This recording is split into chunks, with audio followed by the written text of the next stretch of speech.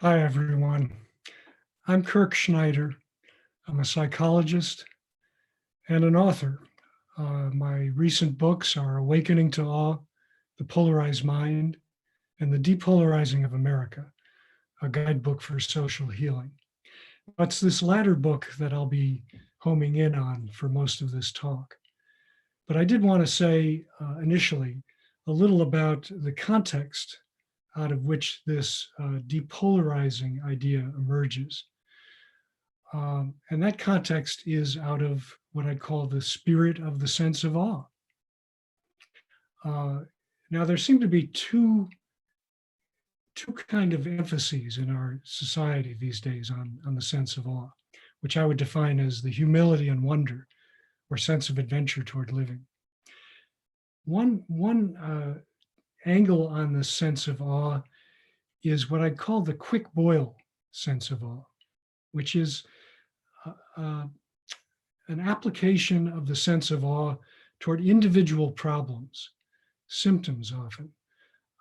For example, in psychology, we have a number of experiments now that show that priming people with a sense of awe, like with certain films that bring up this feeling of humility and wonder, or walks through the woods, can be helpful to depression, to anxiety.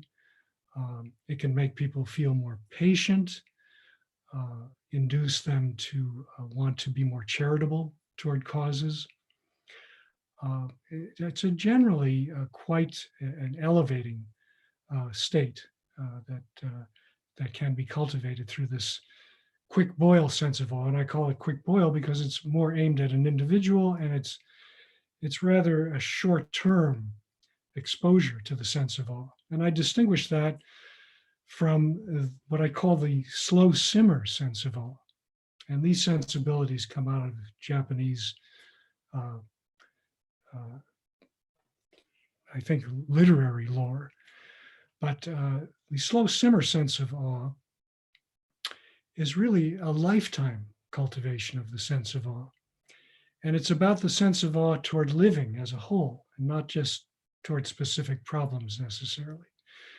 And I think this, in the long run, is really the more sustaining and valuable sense of awe for us, both as individuals and as a species. So the slow simmer sense of awe is, again, something that can be cultivated over a lifetime, and it can be applied across many sectors of our lives, from child rearing to the educational system, to the work setting, to the spiritual and religious settings, to the political and even governmental settings. And I detail ways that this sense of humility and wonder, or sense of adventure toward living, can be applied to these various settings. But for this talk, I really want to home in on one particular application, and that is to the political realm, where we are experiencing, especially in our country, but I know throughout the world, more and more of an alarming uh, political and cultural divide among people. And one of the ways that I've been working on addressing that is an approach that I call the experiential democracy dialogue. The experiential democracy dialogue I've worked on for about 15 years. And it's a one-on-one, supportive, highly structured way of attempting to learn about and understand another person who holds very contrasting views. And I have also drawn from my experience as a moderator, a trained moderator for the grassroots citizens movement here in the US called Braver Angels, which is a wonderful movement. Has over 10,000 members now. I think they're in all 50 states, which is attempting very intensively to bring groups of self-identified liberals and conservatives together for living room style dialogues. Now this particular structure, the Braver Angels approach, tends to be more of a group process. in helping people to learn about and understand each other, as opposed to impose their views on each other, as a basis for enhancing the likelihood that they'll find some common ground. So now I'd like to show you my own method, which is called the experiential democracy dialogue. And let me see, I'm going to do a screen share here with you momentarily so that you can follow along. I'm not going to have much time to really go into depth at all about this, but I wanted to give you a sense of it. So again, this is a one-on-one approach to helping people from very different sides, often of political camps, to learn about and understand each other with the likelihood that they'll be able to build bridges with each other and find some common ground that they can then draw on to better coexist with each other. And one of the most important aspects of the experiential democracy dialogue is adhering to the ground rules. And basically the ground rules are about curiosity, coming from a place of curiosity, respect, and openness. And not from, having a lot of presumption about the other person, or again, attempting to impose your own view on the other person or persuade the other person. We've learned over hard experience through history that that doesn't work very well. The first part of the dialogue is the setup. And I should mention that all of this is detailed in my book, The Depolarizing of America, which I highly recommend that you read to get more of the context for this 6-phase model. So this is where partners decide on what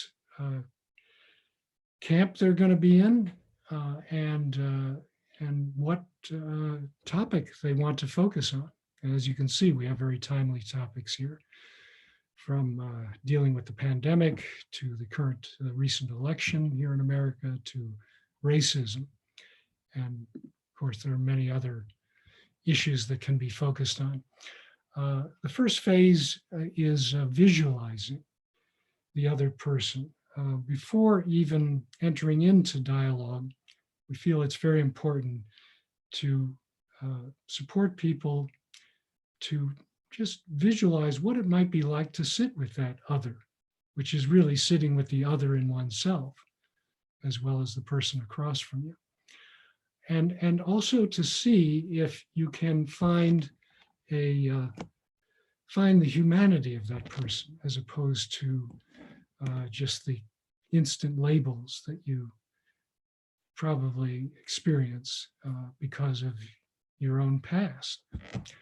So it's going beyond the stereotypes and the labels and seeing if you can clear space for the human being with that human being story before you. Phase 2 is the background, where each partner is invited to talk about what it was like to grow up, get a sense of one another and the context they're coming from, and how their family system treated the particular issue at hand or a similar issue at hand as they were growing up. The third stance is describing a stance. This is where you describe your side of the issue, whatever that is. And as you see, you give a full chance to describe that without interruption, and your partner gets a chance then to reflect back what they heard, and the original speaker can correct any gaps in that hearing. Fourth phase is stereotypes exercise, which I don't have time to go into, unfortunately.